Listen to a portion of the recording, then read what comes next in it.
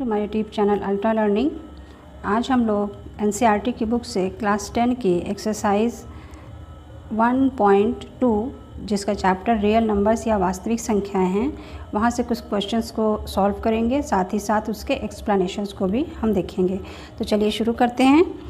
उसके पहले अगर आपने मेरे चैनल को सब्सक्राइब नहीं किया है तो प्लीज़ चैनल को सब्सक्राइब करें, वीडियो को लाइक और शेयर भी करें। चलिए शुरू करते हैं। प्रश्न नंबर 1 है, प्रत्येक संख्या को उसके अभाज्य गुणनखंड के उत्पाद के रूप में व्यक्त करें। यहाँ पे कुछ संख्याएं दी हुई हैं, इन संख्याओं का अभाज्य गुणनखंड निकालना है, इन संख्याओं का गुणनखंड करना है और गुणनखंड करने के बाद जो भी इसके अभाज्य पद मिलते हैं उनको गुणे के रूप में यहाँ पे लिखना है। तो इसके लिए हम इस एक एक संख्या का खंड करेंगे और खंड करने के बाद उसके जो अभाज्य गुणनखंड मिलेंगे उनको इंटू करके यहाँ पे दिखाएंगे। जैसे पहली संख्या है 140। 140 का हम खंड करते हैं इस तरीके से, और जिस अंक से कटने वाली संख्या रहेगी मिनिमम सबसे छोटी संख्या से हम काटना शुरू करते हैं।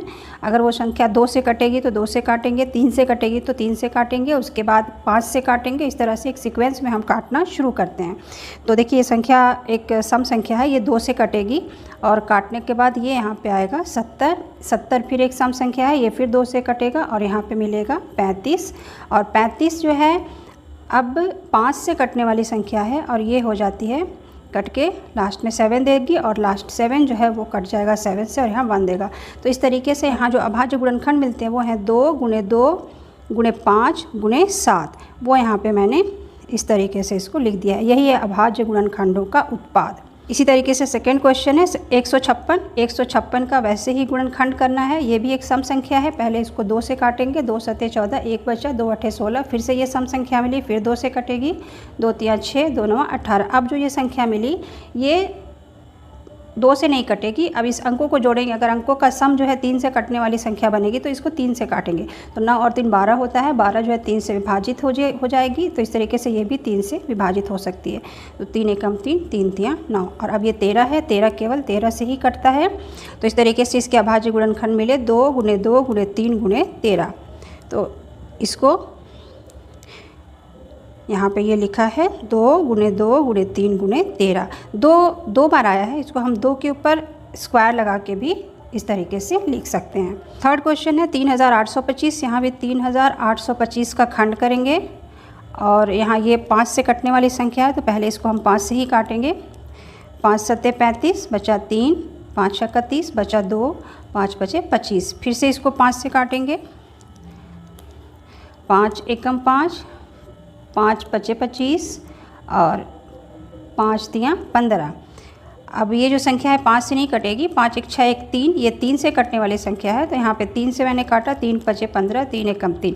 नियम से तो पहले 3 से ही काटना चाहिए, लेकिन चूंकि संख्या में इकाई स्थान पे 5 दिख रहा था इसे मैंने 5 से काटना शुरू कर दिया था। काटने से कोई फ़र्क नहीं पड़ता, लेकिन लिखते वक्त हमको नंबर्स को असेंडिंग ऑर्डर में लिखना होता है।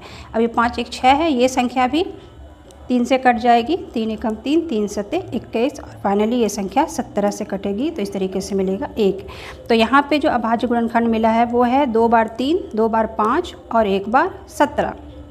तो इसको जब लिखेंगे तो 3 को पहले लिखेंगे, तो 3 × 3, फिर × 5 × 5 और लास्ट में × 17।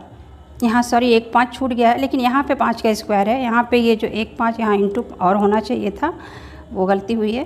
तो आप इसको यहाँ 2 बार 5 लिखिएगा और फिर इसका 3 का स्क्वायर और 5 का स्क्वायर और लास्ट में इंटू 17। यहाँ पे इंटू 2 बार हो गया है, वो 1 ही बार रहेगा।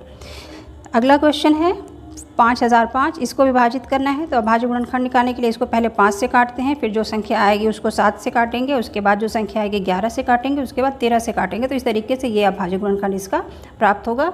और लास्ट है 7429। यहाँ जो संख्या है वो 2 3 5 7 किसी से शुरू में नहीं कट रही है, ये सीधे सीधे जाके 17 से कटेगी, 19 से कटेगी और फिर 23 से कटेगी और फाइनली 1 आ जाएगा। तो इस तरीके से इसको 17 से काटेंगे, 19 से काटेंगे और 23 से काटेंगे। उसके जो खंड होंगे वो 17 × 19 × 23 होंगे।